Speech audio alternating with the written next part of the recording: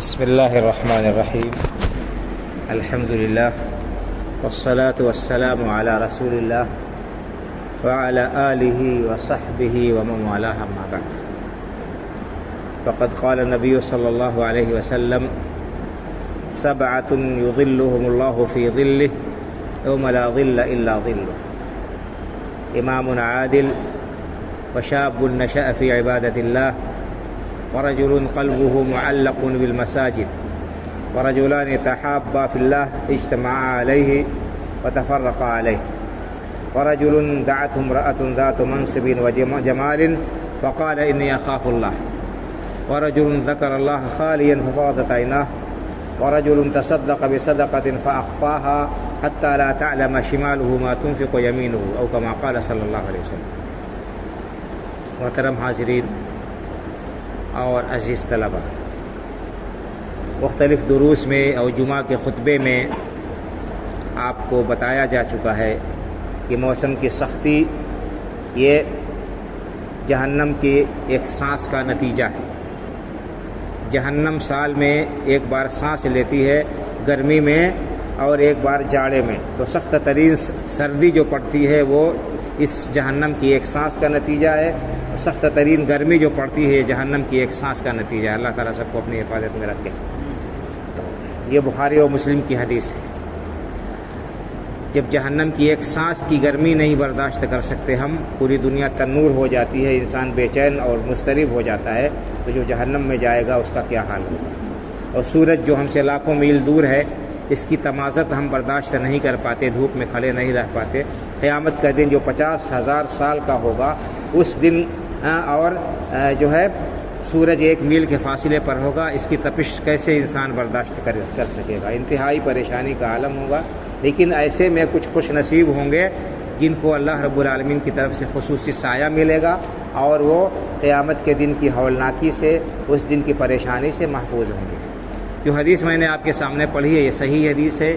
اس میں اللہ کے رسول صلی اللہ علیہ وسلم نے 7 خوش نصیب لوگوں کا ذکر کیا ہے کہ 7 طرح کے خوش نصیب ہوں گے جو قیامت کے دن اللہ کی طرف سے سائے میں ہوں گے. کچھ لوگوں نے کہا کہ اللہ کے عرش کا سایہ ہوگا، سائے میں ہوں گے اور ان کو کوئی پریشانی اس دن کی نہیں ہوگی. ان میں سے کون کون لوگ ہیں ان کا تذکرہ کیا ہے. ہم بھی اپنے اندر یہ صفات پیدا کر سکتے ہیں. سب سے پہلے آپ نے فرمایا کہ رجل امام عادل، انصاف پرور حاکم. جو حاکم ہے انصاف کے ساتھ لوگوں کے درمیان فیصلہ کرتا ہے، اس کو اللہ رب العالمین قیامت کے دن خصوصی اعزاز سے نوازیں گے. اور اس کے بعد دوسرا فرمایا کہ وشاب نشأ فی عبادت اللہ، ایسا نوجوان جو اللہ کی عبادت میں جس کی جوانی گزرے. ہم جوانی کو سمجھتے ہیں کہ یہ گلچھرے اڑانے کا وقت ہے. جوانی میں انسان کے جذبات بڑے جو ہے جوش میں ہوتے ہیں، اور اس کے جو ہے اس کے خواب بڑے لمبے لمبے ہوتے ہیں. جوانی عام طور پر انسان لہو و لعب میں گزارتا ہے. عزیزو، جوانی اللہ رب العالمین کی بہت بڑی نعمت ہے، بہت بڑی دولت ہے، جو جب چھن جاتی ہے تو اس کے بعد دوبارہ نہیں مل سکتی ہے. اور اس جوانی کے بارے میں قیامت کے دن اللہ رب العالمین کا خصوصی حساب ہوگا. اس لیے اس نوجوانوں اپنی جوانی کی حفاظت کرو. جب ہم اس دنیا کی اس گرمی کو نہیں برداشت کر سکتے، گھنٹہ 2 گھنٹہ اگر کسی کو دھوپ میں رہنا پڑے تو اس کا حال خراب ہو جاتا ہے. زبانیں لٹپٹا جاتی ہیں اور انسان کے قدم لڑکھڑانے لگتے ہیں، اس کی آنکھیں وہ چودھیانے لگتی ہیں. تو قیامت کی گرمی کیسے برداشت کریں گے؟ اس لیے اپنی جوانی کے جذبات کو کنٹرول میں رکھتے ہوئے اللہ رب العالمین کی عبادت و بندگی میں ہم اپنی جوانی کو لگائیں، جن کو ابھی یہ دولت ملی ہوئی ہے، تاکہ قیامت کے دن کی ہولناکی سے بچ سکیں.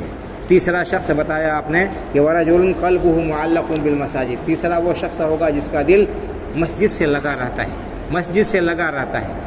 وہ اگرچہ جسمانی طور پر مسجد سے باہر ہے، لیکن ہمیشہ اس کا دل مسجد کی طرف مائل رہتا ہے. کب موقع ملے، کب وہ اپنے تمام دنیا کی مشغولیات اور جھنجھٹ سے فراغت پا کر اللہ کی بارگاہ میں حاضر ہو جائے اور اپنے آپ کو جو ہے اللہ رب العالمین کی بارگاہ میں پیش کر کے اور اپنے قلب کا سکون اور آنکھ کی ٹھنڈک حاصل کرے.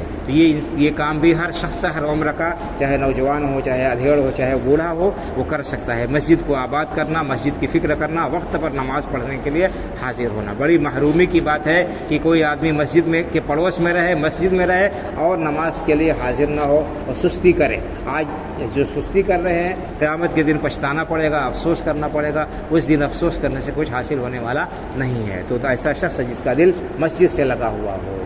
اور اسی طرح فرمایا کہ ورجلان تحابا فی اللہ اجتماع علیہ وتفرقا علیہ، اور دو ایسے لوگ جو محض اللہ کے لیے دین کی بنیاد پر، عقیدے کی بنیاد پر ایک دوسرے سے محبت کرتے ہیں، اور اسی دینی محبت کی وجہ سے، کوئی دنیاوی مقصد نہیں ہے، کوئی دنیاوی کاروبار لین دین، کوئی منفعت نہیں ہے، بلکہ محض دین کے لیے اللہ کے واسطے عقیدے کی بنیاد پر ایک دوسرے سے محبت رکھتے ہیں، اور اسی محبت کی بنیاد پر اکٹھا ہوتے ہیں، اسی محبت کی بنیاد پر وہ اسی کے ساتھ میں وہ الگ ہوتے ہیں۔ تو یہ ہو گئے، اور بھی انشاءاللہ بقیہ 3-4 جو صفات ہیں اگلے درس میں بیان کی جائیں گی، جو کہ درس مختصر ہوتا ہے۔ بہرحال ان صفات کو ہم حاصل کر سکتے ہیں۔ اللہ رب العالمین سے دعا ہے کہ اللہ تعالی ہمیں دنیا اور آخرت ہر جگہ کی پریشانی اور تکلیف سے محفوظ رکھے، خاص طور سے محشر کے دن کی پریشانی سے اللہ ہمیں اپنی حفاظت میں رکھے، ہمیں اپنے خصوصی سائے میں جگہ عطا فرمائے، نعمتوں کی قدر کرنے کی اور اپنے اوقات کو اس کی عبادت میں گزارنے کی توفیق عطا فرمائے، آمین۔ وآخر دعوانا ان الحمدللہ رب العالمین،